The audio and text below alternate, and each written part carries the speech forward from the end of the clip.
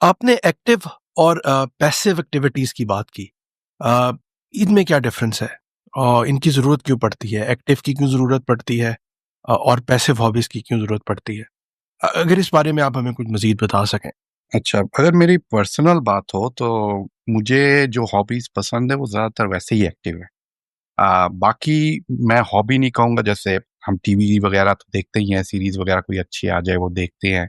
तो वो तो आपकी ज़िंदगी का एक हिस्सा है, आपने वाइंड डाउन करना ही होता है एंड ऑफ द डे कभी-कभी, तो आप वो देख लेते हैं। लेकिन उनका मुझे वाह इस तरह से मैं नहीं कहूँगा कि शौक है। लेकिन ये जो आप कह रहे हैं ना कि मैं इसको आइडेंटिफ़ाई करूँ कि क्यों एक्टिव और क्यों पैसिव, और इसको थोड़ा-सा फ़र्क क्या है, मैं ज़रा क्लैरिफ़ाई करूँ। तो उस बारे में मेरी अपनी सोच है ये, मैंने कोई थ्योरी पढ़ी नहीं है। ये मेरी अपनी लाइफ़ के एक्सपीरियंस से मैंने सोच है कि आप जब ये तो क्लियर है ना कि एक्टिव मैं किनको कह रहा हूँ, जिस पे आप खुद कुछ सीख रहे हैं, खुद आपका ब्रेन एंगेज हो रहा है डायरेक्टली टुवर्ड्स समथिंग न्यू। कोई नई चीज़ आप सीख रहे हैं वहाँ पर, जो आप सिर्फ़ कंज़्यूम नहीं कर, तो उसको मैं एक्टिव कहता हूँ, ये मेरा अपना टर्म है। अच्छा, एग्ज़ाम्पल जैसे एक्टिव हॉबी जैसे म्यूज़िक के हिसाब से कह दिया, म्यूज़िक बजाना, गाना गाना। गाना सिर्फ़ गाना नहीं, मतलब आप नोट करके गाना, आप जिसको कहते हैं ना कॉन्शियसली आप करें कि आपकी वॉइस में कहाँ पर प्रॉब्लम्स हो रही हैं, क्या हो रहा है। आप अपने ब्रेन को कॉन्शियसली एंगेज करें। तो वो मैं एक्टिव कहूँगा। आप जैसे दौड़ना एक एक्टिव हॉबी है। जैसे मैं जिजित्सु की बात कर रहा था। मैं फिज़िकल एक्टिविटी अगर शुरू करना चाहूँ, मेरी तो हालत वो है कि हज़ारों ख्वाहिशें ऐसी कि हर ख्वाहिश पे दम निकले। मैं हॉर्स राइडिंग शुरू करूँगा। तो ये भी एक नई स्किल है, जो मुझे हमेशा से शौक था कि मैं इस पे एक्सपर्ट बनूँ। थोड़ा बहुत करता हूँ लेकिन मैं एक्सपर्ट बनना चाहता हूँ। तो ये जो नई अपने ब्रेन को एंगेज करना, अपनी बॉडी को एक नई सेंसेशन और नई एक सिचुएशन में डालना ताकि बॉडी उस पे एडजस्ट हो, तो ये एक्टिविटी है, ये डायरेक्ट एक्टिव एक्टिविटी है। तो इसमें फ़ायदा ये होता है मेरे हिसाब से कि आपके जो ज़हनी बीमारियाँ हैं, पहले तो आपके अच्छे हार्मोन रिलीज़ तो होते ही हैं। आपका ज़हन वहाँ पर बिज़ी रहता है। ये आप एक मेडिटेशन की तरह कह लें। और मेडिटेशन की बात जब आती है, मेरे ज़िंदगी में सबसे मेडिटेटिव जो काउंटर इंट्यूटिव सुनाई देगा, मेडिटेटिव एक्टिविटी इस वक़्त जो है ना, वो है, मैं तीरंदाज़ी जो करता हूँ, आर्चरी।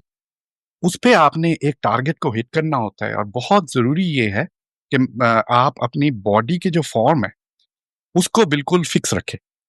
आप क्या कर रहे हैं, आप कितनी ड्रॉ कर रहे हैं लंबा, आपका हाथ किधर है, आपके बॉडी का पोस्चर क्या है, आप किस वक़्त साँस ले रहे हैं, उस थोड़ी-सी वेरिएशन आप करेंगे तो आपकी टारगेट इधर-उधर हो जाएगा। तो इस ये बहुत 1 घंटा अगर मैं करता हूँ हफ़्ते में, बहुत ज़्यादा मेडिटेटिव एक एक्टिविटी होती है। और मेडिटेशन के बारे में तो मतलब अब कोई किसी को कोई शक ही नहीं है कि मेडिटेशन जो है बहुत बड़ी एक अ, बेसिकली एक सॉल्यूशन है हमारी डिप्रेशन के जगह पे। आप योगा करके मेडिटेट कर सकते हैं। कोई भी मेडिटेटिव एक्टिविटी हो जहाँ पर आप अपने आप को कॉन्शियस रखते हैं, मेंटल हीलिंग का आप कॉन्शियस एक्टिविटी करते हैं। जैसे मेडिटेशन में भी आप जाएँ, देख के लगता है कि आप बैठे हुए हैं, लेकिन आप अपनी बॉडी के साथ ट्यून्ड हो रहे हैं। आप अपनी ब्रीथिंग को नोटिस कर रहे हैं, आप अपनी बॉडी के डिफरेंट फंक्शंस को नोटिस कर रहे हैं। तो वो आपको एक दूसरे स्पेस पे ले जाता है। तो ये मुझे लगता है कि एक्टिव जगह पे एक्टिव हॉबीज़ जो मैं कहता हूँ, वो चीज़, वो एक ही चीज़ आपको एक्टिव हॉबी देती है। और पैसिव हॉबीज़ जो है, इनका काम बिल्कुल ऑपोज़िट है। इनका ऑपोज़िट है, जब आप बहुत ज़्यादा स्ट्रेस्ड हैं, आपको उस वक़्त ब्रेन को एंगेज नहीं करना। आपके ब्रेन सारा दिन एंगेज रहा है, काम की वज़ह से हो सकता है, किसी और चीज़ की वज़ह से हो सकता है। आप बहुत ज़्यादा स्ट्रेस में थे। तब आप क्या कहते हैं, कोई पैसिव एक्टिविटी करके अपने आप को वाइंड डाउन करें, थोड़ा-सा काम जगह पे ले जाएँ। लेकिन इनका इंटरसेक्शन भी होता है। आप मेडिटेटिव एक्टिविटी से भी अपने आप को वाइंड डाउन कर सकते हैं। ये चीज़ भी आप आके, जैसे मैं अगर आर्चरी करता हूँ, तो मैं अगर बहुत स्ट्रेसफुल सिचुएशन में आया हूँ, मैं आर्चरी की बो और एरो पिक करके टारगेट हिट करना शुरू कर दूँ, तो क्योंकि मैं वो मेडिटेटिव स्पेस पे चला जाऊँगा, तो वो मुझे फिर से काम कर देगी। तो ये तो डिपेंड करता है किसको क्या फ़ायदा देता है, लेकिन दोनों चीज़ों का, एक्टिव और पैसिव दोनों चीज़ों की ज़रूरत है लाइफ़ में, सिचुएशन के हिसाब से। लेकिन जो होता ये है कि एक्टिव हॉबीज़ जो है ना, वो पीछे रह जाती हैं, क्योंकि ईज़ी ईज़ी ज़्यादा है पैसिव कंज़्यूम करना। तो हम उस चीज़ पे जब फँस जाते हैं कि हम सारा दिन बैठ के टीवी के सामने बैठे हुए हैं ना, मेरे हिसाब से मेरा अपना कहना ये है कि वो आपको उस वक़्त तो थोड़ी बहुत आपको रिलैक्सेशन दे देता है, लेकिन आपको कोई उसके बाद फ़ायदा नहीं देता, आपकी कोई ग्रोथ फीलिंग नहीं होती, आपकी कोई अकम्प्लिश वाली फीलिंग नहीं होती। कुछ लोगों को तो ये भी फ़ील होता होगा जैसे मुझे होता है अगर मैं ज़्यादा टीवी देख लूँ कि मैंने वक़्त ज़ाया कर दिया। तो दूसरे हिसाब से अपनी लाइफ़ की हम पिछले एपिसोड में बात कर रहे थे सेल्फ एक्चुअलाइज़ेशन टाइप की चीज़ों की, कि हमने ज़िंदगी में किसी जगह पे अगर पहुँचना है, तो वो अगर रुकावट आ गई तो हम डिप्रेस्ड हो जाते हैं। लेकिन ये चीज़ें अगेन हमें नई स्किल सिखा रही है। तो ये इसका दूसरा दूसरा जो है ना पहलू है कि हम जब नई स्किल सीख रहे हैं, एक्टिव हॉबी परस्यू करके, ये भी हमें एक सैटिस्फैक्शन देती है। ये भी हमें एक सेंस ऑफ अचीवमेंट। अच्छा, मैं जो समझ सका हूँ पैसिव हॉबीज़ वो है जहाँ पे आप किसी भी चीज़ में एक्टिवली शामिल नहीं हैं। आप एक्टिवली उसके अंदर पार्टिसिपेट नहीं कर रहे बल्कि आप उसको कंज़्यूम कर रहे हैं, कंज़्यूमर की तरह उसको ले रिसीव कर रहे हैं। जैसे टीवी देखना, गाने सुनना एंड सो ऑन। और इनकी ज़रूरत तब होती है जब आप थक के आए हैं, आपकी ज़िंदगी में मसरूफ़ियत बहुत ज़्यादा है।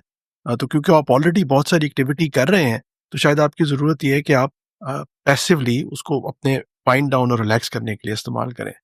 उसके मुकाबले पे एक्टिव हॉबी आपके तब काम आती है जहाँ पे आप डिप्रेस हैं या बहुत ज़्यादा सोच रहे हैं, आप किसी क्राइसिस में हैं और आपके पास सोचने का वक़्त बहुत ज़्यादा है। तो उसको अवॉइड करने के लिए और अपने आप को दोबारा अपने अंदर एक ड्राइव पैदा करने के लिए आप एक्टिवली कोई हॉबी परस्यू करते हैं जिसमें आप खुद एक्टिवली पार्टिसिपेट कर रहे होते हैं।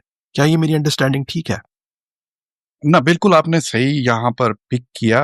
आपने एक वर्ड भी इस्तेमाल किया है, लफ्ज़ जो है ड्राइव। तो वो उसके बारे में मैं बात करूँगा थोड़ी देर बाद। लेकिन पहले ही बात जो आपने पूछी कि सीख के करना, सीखने से मकसद मेरा ये है कहने का कि अ, आपने वो स्किल डेवलप करने के लिए जैसे प्रोफ़ेशनल होने के लिए सीख नहीं रहे। आप अपनी ब्रेन को मेंटल एंगेजमेंट जो है ना, वो एक्टिव कर रहे हैं कोई भी चीज़। तो आप जो एग्ज़ाम्पल दे रहे थे पैसिव हॉबी में, आप अगर कोई ड्रामा देख रहे हैं, नॉर्मल वाइंड डाउन करने के लिए तो आप देख रहे हैं।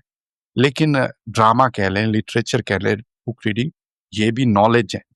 और उसकी थोड़ी सोच रख के आप अगर उसको देख रहे हैं, जैसे कुछ क्रिटिक्स देखते हैं, हम ऐसे करते तो नहीं है, ये मैं एक्टिव की बात कर रहा हूँ। मैं कह नहीं रहा कि आपने ड्रामा बैठ के कॉम्प्लेक्स सोचों में बैठ के आपने ड्रामा देखना है, नहीं वो बात नहीं। लेकिन अगर उसको भी हम एक्टिव की तरफ ले जाएँ, एक एग्ज़ाम्पल अगर मैं देना चाहूँ उसका, तो आप फिर क्रिटिक की तरह देखें, तो आपका ब्रेन एंगेज होगा। आप हर किरदार को वहाँ पर क्या कह रहा है, किस तरह से कह रहे हैं, क्या ह्यूमन इमोशंस है। तो ये नहीं है कि क्या चीज़ हो रही है। असल का बात जो यहाँ पर मैं करना चाह रहा हूँ, वो है अपने ब्रेन को आपने एंगेज किया। आप अपने ब्रेन को जब एंगेज करते हैं, तब आपकी डेवलपमेंट होती है, न्यूरल डेवलपमेंट होती है ब्रेन के अंदर, और आप मेंटली भी दूसरी सोचों से भी दूर हो जाते हैं। और अगर उससे आपका कोई स्किल बेहतर हो जाता है, तो आपको एक सेंस ऑफ अचीवमेंट मिलती है। ये 3 चीज़ें जो मैंने कह दी यहाँ पर, ये 3 फ़ायदा तो एक्टिव एंगेजमेंट्स की हैं। तो एक्टिव एंगेजमेंट्स आप एक्टिव आपके साथ बात करके कि एक्टिव हॉबी को कहने के बजाय मैं अगर कह दूँ कि एक्टिव एंगेजमेंट्स करें, वो हॉबी के हिसाब से हो, तो उसका अपना एक फ़ायदा है जो मुझे हमेशा से फ़ायदेमंद रहा है। और मैंने कहा है ना कि मेरे शौक ही उस तरह से हैं। तो वो तो होता है, लेकिन आप अपने ज़हनी एक जगह पे भी आप कभी-कभी होते हैं ना डिप्रेशन में, जहाँ पर आप बहुत सोच में पड़े हुए हैं, तो उससे भी आपको ये निकाल लाता है। तो ये है। और दूसरी आपकी जो आप वर्ड मैंने पिक किया था ड्राइव। सो हर एक का अपना मेरी मुझे जो चीज़ें मैंने एग्ज़ाम्पल में दी मेरी हॉबीज़ की, ज़रूरी नहीं है वो सबको सबको पसंद आए, वो सबकी हॉबी है।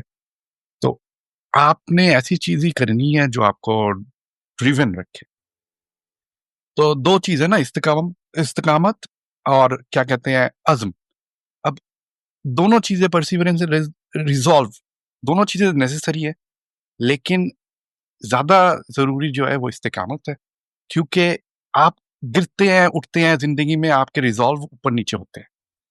वो पार्ट ऑफ लाइफ़ है। वो उसके खिला अगर आप कभी भी ना गिरे तो मेरा नहीं ख़्याल दुनिया में कोई ऐसा इंसान है। तो आप कोई भी चीज़ अचीव करना चाहें, आप वहाँ पर गिरेंगे। तो उसपे आपका रिज़ॉल्व थोड़ा-सा ऊपर-नीचे हो सकता है, वो भी ठीक है। तो एक्टिव हॉबी के हिसाब से भी यही चीज़, परसीवरेंस हमारी होनी चाहिए, हम परसिवियर करना चाहिए कि हम ये करेंगे। कभी अगर गिर जाए, फिर उठ जाए, उठ जाए। लेकिन अपने ब्रेन को वो जो एंगेजमेंट वाली बात है, वो अगर हम करें, तो वो ड्राइव जो है ना, जो वर्ड आपने, जो लफ्ज़ आपने कहा, वो ड्राइव इम्पोर्टेंट है। आपका क्या ड्राइव है? क्या आपको ड्राइव करता है? उस पे आप एंगेज हो और आप कॉन्शियसली एंगेज। जब भी चीज़ें कर रहे हो तो स्किल डेवलपमेंट आप सीख के करें की बात ये है कि कॉन्शियसली आपने मास्टर सिंगर नहीं बन जाना, लेकिन आपने कॉन्शियसली उस चीज़ को एंगेज करना है।